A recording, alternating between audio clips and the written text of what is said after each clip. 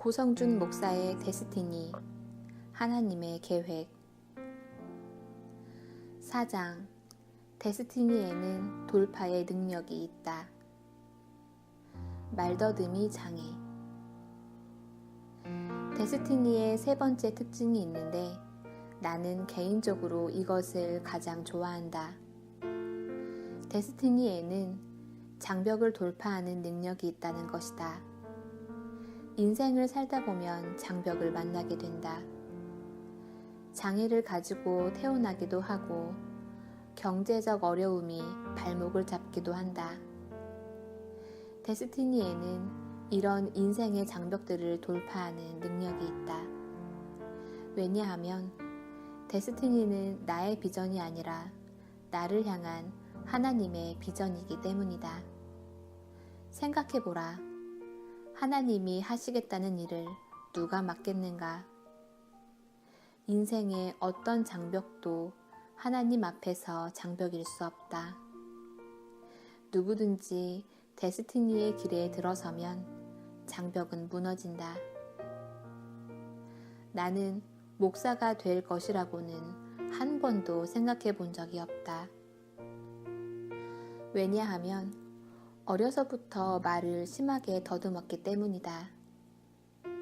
어른들은 내게 나이가 들면 나아질 거라고 하셨지만 나이가 들어도 말 더듬는 장애는 나아지지 않았다. 학창시절부터 남들 앞에 나가 무언가 한다는 것이 내게는 공포였다. 발표를 해야 하는 전날에는 긴장과 불안에 잠을 설치곤 했다. 말더듬이라는 장벽은 내 인생의 현재뿐 아니라 미래까지 모든 것을 고통으로 바꾸었다. 어려서부터 나는 교수가 되고 싶었다. 그런데 이 소원이 이루어질 것을 생각하면 행복한 것이 아니라 고통스럽고 불안했다. 교수가 되면 매일 강단에 서서 무언가를 이야기해야 하지 않은가? 생각만 해도 끔찍했다. 그렇기에 교수가 되고 싶다는 소원과 교수가 되는 것에 대한 두려움이라는 모순된 두 감정이 내 속에 기괴하게 공존하고 있었다. 그래서 수학을 전공으로 택했는지도 모르겠다. 최대한 말을 안 하고 살 수 있는 직업이 수학자가 아닌가. 예수님을 만나고 나서 목사가 되어야 하지 않을까 생각했지만 나는 하루 만에 마음을 접었다. 말더듬이가 목사는 무슨 목사? 이놈의 말. 나도 속 시원하게 하고 싶은 말 좀 다 할 수 있으면 얼마나 좋을까? 아주 어려서부터 나의 가장 큰 기도 제목이었다. 내 미래의 모든 소망들을 말더듬이라는 장애가 다 막고 있는 것처럼 보였다. 장벽이었다. 어머니께서는 기도하면 하나님께서 고쳐주실 것이라고 했지만 이상하게 아무리 기도해도 이 기도는 응답되지 않았다. 35세 때 목회를 시작하기 전까지는 말이다. 도하. 미국에서 박사 학위를 마친 우리 부부는 선교사로 헌신했다. 한국으로 돌아가 안정된 직장을 잡는 것을 내려놓고 선교지에서 복음이 필요한 사람들과 함께하기로 서원했다.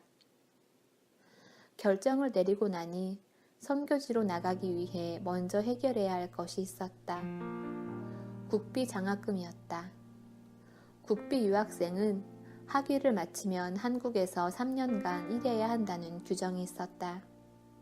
아니면 지원받은 돈을 다시 갚아야 했다.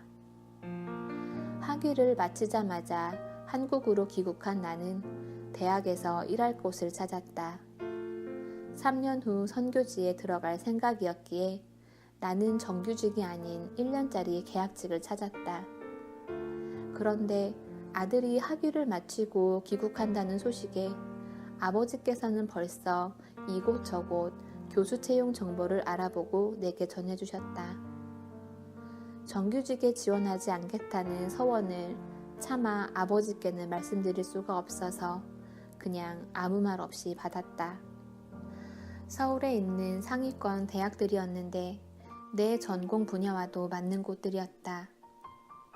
그리고 그중 한 곳은 정말 마음에 들었다. 이렇게 막상 대학의 채용 공고를 보고 나니 마음이 흔들리기 시작했다. 내 결정이 정말 맞는 것일까? 혹시 잘못된 것이면 어떡하지? 하나님께서 내 생각과 다르게 인도하실 수도 있잖아. 나이가 들어 후회하게 되면 어떻게 하지? 온갖 두려움과 잡념들이 스쳐갔다. 혹시 모르니 하는 생각에 대학의 지원 서류를 받아왔다. 지원하겠다는 것은 아니었다. 단지 혹시 모르니까. 지원 서류를 작성하다 보니 첨부해야 하는 서류들이 있었다. 역시 혹시 모르니 하는 생각에 서류들을 모두 구비했다. 지원하겠다는 것은 아니었다. 단지 혹시 모르니까. 서류들을 다 갖추어서 봉투에 정성스럽게 담았다. 지원하겠다는 것은 아니었다. 혹시 모르니까. 마음이 흔들리고 있었다. 서류 마감 전날이 되었다. 밤에 잠이 오지 않았다. 온갖 생각들이 스쳐 지나갔다. 밤새 뒤척이다가 새벽이 되었다. 잠자기는 틀린 것 같다는 생각에 일어나 앉아서 기도하기 시작했다. 주님, 혹시 제 선택이 틀린 것이면 어떻게 하지요? 나중에 후회하지 않으리라고 어떻게 확신합니까? 비전을 받는 것과 그것을 실제로 시작하는 것은 다른 일인 것이 분명하다. 고백을 헌신으로 생각했다면 틀렸다. 약속의 땅에 대한 비전을 받는 것과 실제로 요단강을 건너 전쟁을 시작하는 것은 전혀 다르다. 요단강을 앞두고 도화 전야를 보냈던 여호수아와 이스라엘의 잠 못 이루는 밤, 나는 그 밤 거기 서 있었다. 기도 중에 문득 내가 혹시 미친 것은 아닐까 하는 생각이 들었다. 주님이 말씀하셨다. 미친 것이 맞다. 계속 말씀하셨다. 그런데 세상 기준으로는 규격을 벗어난 베드로도 바울도 미친 사람이었단다. 하나님의 역사는 하나님을 사랑하고 신뢰하기에 그의 손을 단단히 붙잡고 규격을 벗어난 길을 선택하는 미친 사람들에게 의해 이루어진단다. 사도행전 26장 24절. 바울이 이같이 변명하매 베스도가 크게 소리내어 이르되 바울아 내가 미쳤도다. 내 많은 학문이 너를 미치게 한다 하니. 일어나서 곱게 봉인해둔 서류 봉투를 꺼내 찢었다. 그날 나는 강을 건넜다. 두려움이라는 이름의 강을. 성령의 위로와 격려 속에 새로운 이야기가 시작되고 있었다. 하나님의 음성에 응답하다. 때마침 미국에서 친하게 지내던 목사님이 수원에 교회를 개척하셨다. 워낙 좋아하고 따르던 목사님이라 나는 자연스럽게 개척교회에 합류하게 되었다. 후에 내가 그 교회 담임 목사가 되리라고는 꿈에도 생각하지 못했지만 말이다. 어차피 선교지에 가면 교회를 개척해야 하는데 미리 개척에 참여해보는 것도 좋을 것 같았다. 3년간 일하면서 개척교회를 섬기고 파송을 받아 선교지로 나갈 계획이었다. 그런데 생각지 못한 일이 벌어졌다. 교회를 개척하신 목사님께서 개인적인 사정으로 교회를 사임하고 미국으로 돌아가 버리신 것이다. 개척한 지 1년도 안 되는 교회가 목사님은 사임하시고 성도들은 절반 가까이 교회를 떠났다. 우리 가족도 교회를 떠나야겠다고 생각했다. 그때 집사님 몇 분이 나를 찾아오셨다. 국비 유학 규정 때문에 3년 동안은 한국에 계셔야 하지요? 예, 그렇습니다. 그럼 목사나 선교사나 그게 그건데 3년간 교회를 섬겨주시면 어떻겠습니까? 당황스러운 제안이었다. 신학교 근처에도 가본 적이 없는 평신도 집사에게 교회를 맡아달라니. 더군다나 나는 목회를 할 수 있는 사람이 아니었다. 사람들 앞에 서는 것을 무서워하는 말더듬이었으니까 말이다. 하여간 기도는 해보겠다고 대답했다. 기도하러 기도원에 오르며 나는 이렇게 기도했다. 하나님, 목회를 하는 것이 하나님의 뜻이라면 알아들을 수 있게 분명히 말씀해 주십시오. 그냥 대충 감동이 있다, 이런 것으로는 안 됩니다. 초자연적인 방법으로, 누구도 부인할 수 없는 방법으로 말씀해 주십시오. 그러면 제가 순종하여 목회를 하겠습니다. 그러나 그렇지 않으면 원래 계획대로 3년 후에 선교사로 나가겠습니다. 그러나 내 안에는 그런 음성이 들릴 리 없다는 믿음 아닌 믿음이 있었다. 나는 보수적인 학생 선교단체에서 처음 신앙생활을 시작하고 장로교에서 신앙이 성장하여 미국에서는 침례교에서 성경 공부로 잔뼈가 굵은 사람이었다.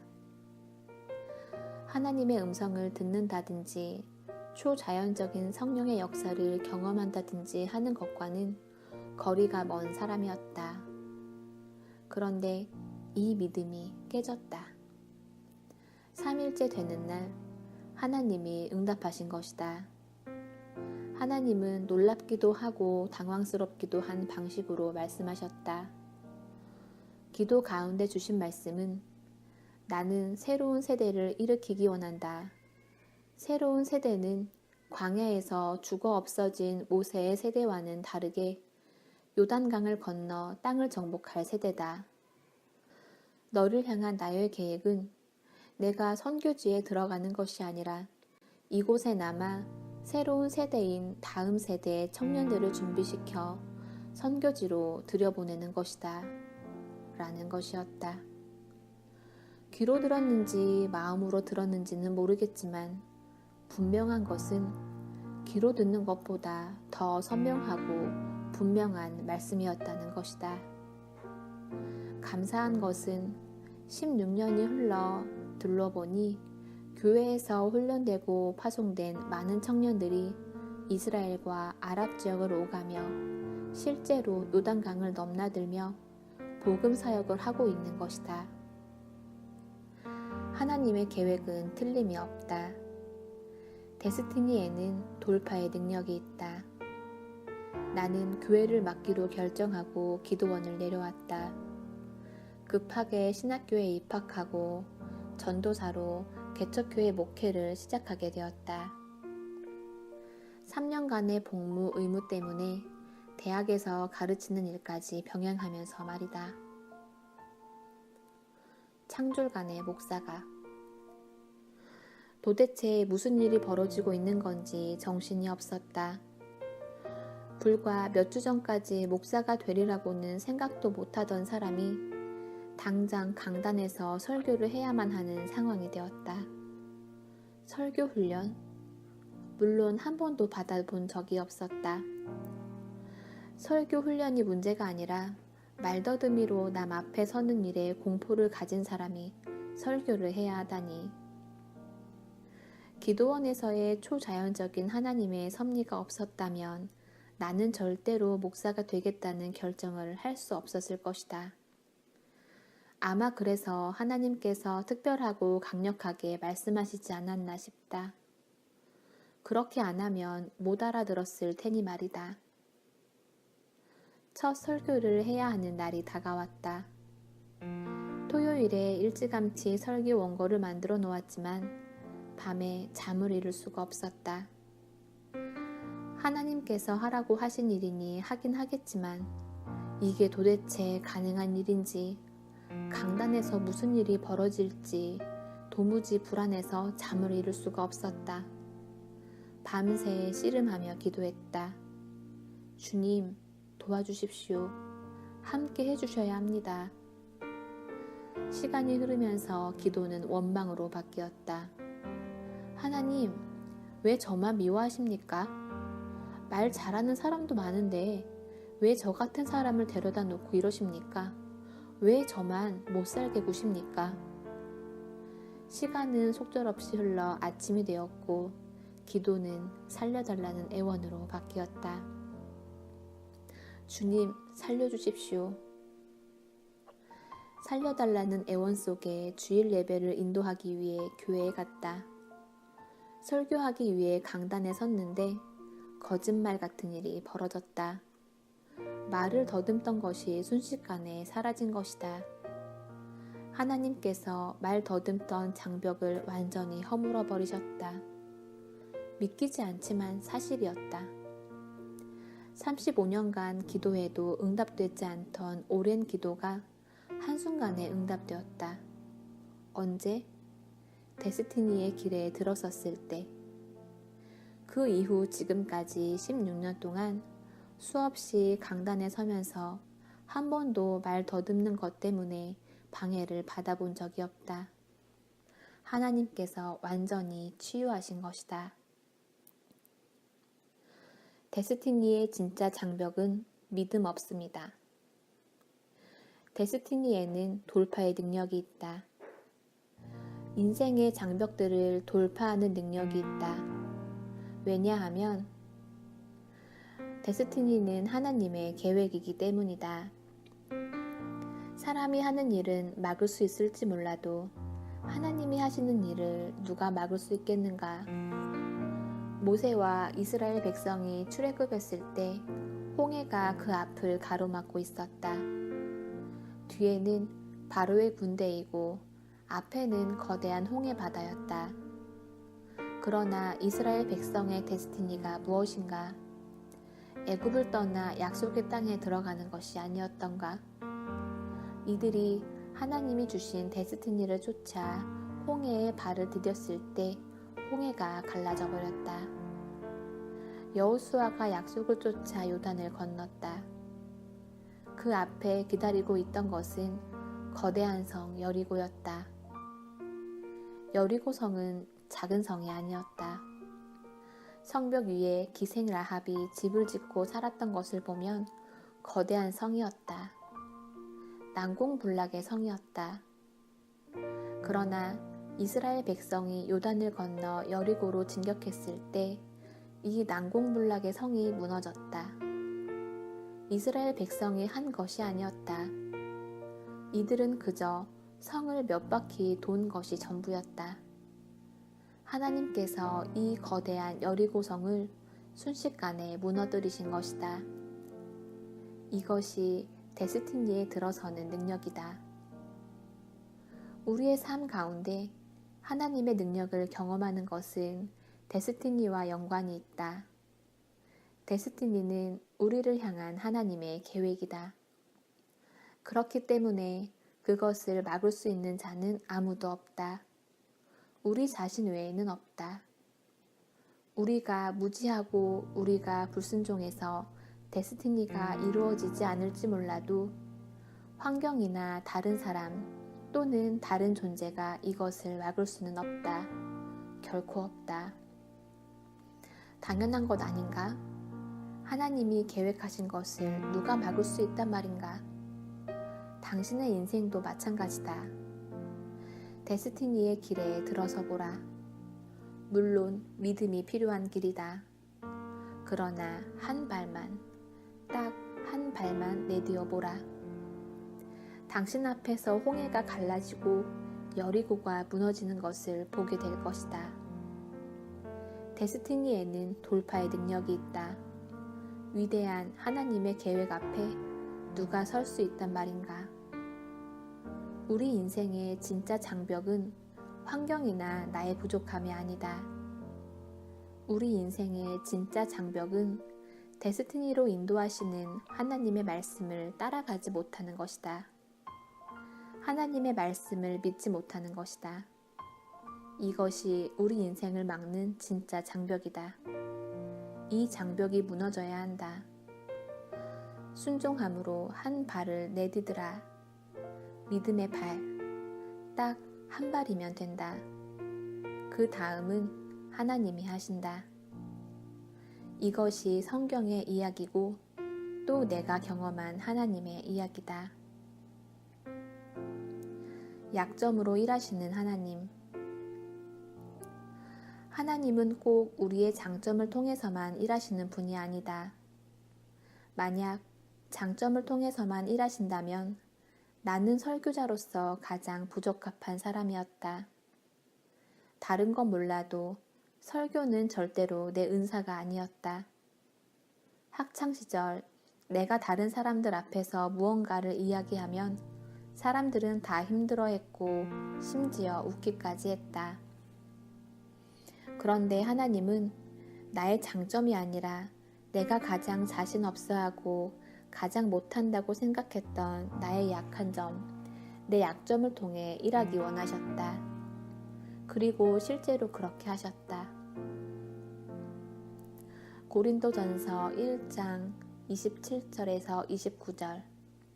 그러나 하나님께서 세상에 미련한 것들을 택하사 지혜 있는 자들을 부끄럽게 하려 하시고 세상에 약한 것들을 택하사 강한 것들을 부끄럽게 하려 하시며 하나님께서 세상에 천한 것들과 멸시받는 것들과 없는 것들을 택하사 있는 것들을 폐하려 하시나니 이는 아무 육체도 하나님 앞에서 자랑하지 못하게 하려 하심이라. 능력이 많고 은사가 많으면 하나님이 그 능력을 사용하여 일하실 것 같지만 사실 꼭 그렇지만은 않다. 오히려 많은 능력과 은사는 위험할 수 있다. 하나님을 의지하지 않아도 할 수 있는 일들이 많기 때문이다. 하나님은 우리의 약점, 연약함을 통해 일하신다. 감당할 수 없는 일 앞에 섰을 때 내가 할 수 있는 유일한 일이라고는 기도밖에 없다. 하나님을 의지하는 길 외에는 없다. 그래서 성경의 인물들은 능력이 많았던 사람들이 아니었다. 그들은 기도의 사람들이었다. 연약함에도 불구하고 기도했던 사람들이며 연약함에도 불구하고 믿음으로 순종하고자 했던 사람들이었다. 연약함이 있는가? 할렐루야. 당신은 하나님께 쓰임받을 완벽한 조건을 갖추었다. 신통한 은사라곤 없는가? 기뻐하라. 당신은 하나님이 사용하실 완벽한 사람이다. 연약함에도 불구하고 하나님을 의지하며 순종하라. 연약함으로 인하여 기도의 자리에 나아가라. 야복강의 야곱처럼 하나님과 씨름하는 그 자리에 나아가라. 하나님은 그 기도를 사용하셔서 당신의 데스티니의 장벽을 부술 것이다. 데스티니의 길에 들어설 때 당신 앞에 홍해가 갈라지고 당신 앞에 여리고가 무너지는 것을 보게 될 것이다. 하박국 3장 19절. 주 여호와는 나의 힘이시라. 나의 발을 사슴과 같게 하사 나를 나의 높은 곳으로 다니게 하시리로다. 고성준 목사의 데스티니, 하나님의 계획.